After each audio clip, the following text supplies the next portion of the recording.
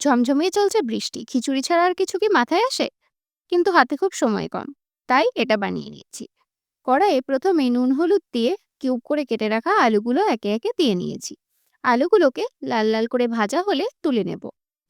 এবার ওই তেলে দিয়ে নিয়েছি বেশ খানিকটা পাঁচ ফোড়ন। দেওয়ার পর দিয়ে দেব কুচি করে রাখা পেঁয়াজ। বেশ কিছুটা পেঁয়াজ দেব। বেশি করে পেঁয়াজ দিলে এই খিচুড়িটা খুব সুন্দর হয়। এবার পেঁয়াজটাকে ভাজতে ভাজতে দিয়ে দেবো বেশ কিছু চিড়ে রাখা কাঁচা লঙ্কা।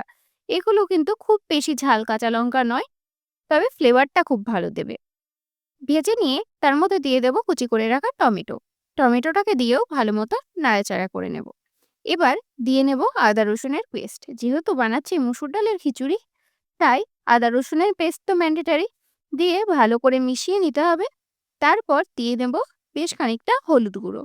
তারপর ভেজে রাখা আলু আর আগে থেকে ধুয়ে জল ঝরিয়ে রাখা মুসুর ডাল আর সমপরিমাণ ডালিয়া। আমি বানাচ্ছি ডালিয়ার খিচুড়ি। সবকিছু ভালো করে মিশিয়ে দিয়ে দেব চিনি। চিনিটা দিয়ে নাড়াচাড়া করে নিয়ে দেব গুঁড়ো মশলা জিরে। জিরে গুঁড়োটা দিতেই হবে, এটা ছাড়া কিন্তু টেস্ট একেবারেই অসম্পূর্ণ। দিয়ে সবকিছু খুব ভালো করে মিশিয়ে নেব।